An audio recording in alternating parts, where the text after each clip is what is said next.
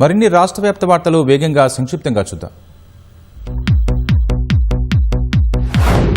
హైదరాబాద్ పాతబస్తీలోని అసుర్ ఖానాలను, డబీర్పురాలోని బీబీకా ఆలంను దర్శించుకుని మంత్రి అజారుద్దీన్ దట్టీలు సమర్పించారు. రాబోయే మతపరమైన కార్యక్రమాల ఏర్పాట్లను పరిశీలించారు.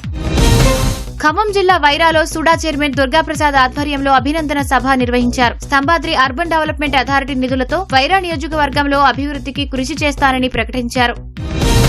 ఆదిలాబాద్ మున్సిపల్ పరిధిలో పలు వార్డుల్లో డ్రైనేజీ, సీసీ రోడ్ల నిర్మాణ పనులని ఎమ్మెల్యే పాయల్ శంకర్ ప్రారంభించారు. ఎయిర్పోర్ట్, సైనిక శిక్షణ కేంద్రాల ఏర్పాటుతో జిల్లా రూపురేఖలే మారతాయని తెలిపారు.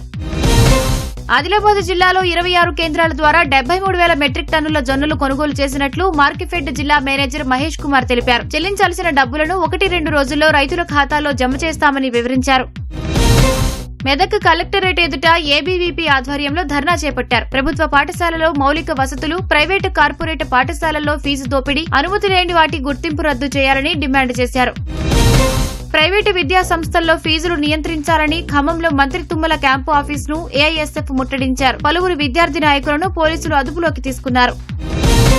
వ్యవసాయంలో ఎక్కువ యూరియా వాడకుండా చర్యలు చేపట్టాలని ఖమ్మం కలెక్టర్ అంకిత్ తెలిపారు. భద్రాద్రి జిల్లా టేకులపల్లిలో ఎమ్మెల్యే కోరం కనకయ్యతో కలిసి యూరియా యాప్ను ప్రారంభించారు. అంగన్వాడీలు, ప్రాథమిక పాఠశాలలో విద్యార్థుల నమోదును పెంచాలని అధికారులను మెదక్ కలెక్టర్ ప్రతిభా సింగ్ ఆదేశించారు. రెడ్డిపల్లిలోని అంగన్వాడీ కేంద్రం, ప్రాథమిక పాఠశాలలను ఆమె పరిశీలించారు.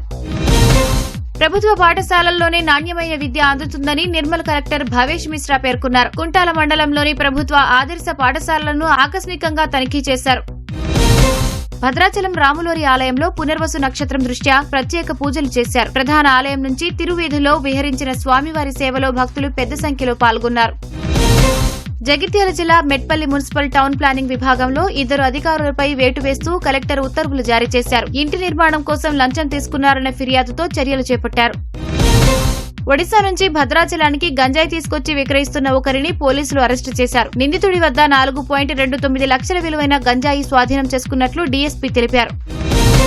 ఏటీఎం కేంద్రాల్లో వినియోగదారులను లక్ష్యంగా చేసుకుని మోసాలకు పాల్పడుతున్న 2 నిందితులను కేపీహెచ్పీ పోలీసులు అరెస్టు చేశారు. కేపీహెచ్పీలోని 9వ ఫేజ్లోని ఏటీఎంలో 5,000 రూపాయల మోసంపై కేసు నమోదు చేసిన పోలీసులు దర్యాప్తు చేయగా గుట్టురట్టయింది.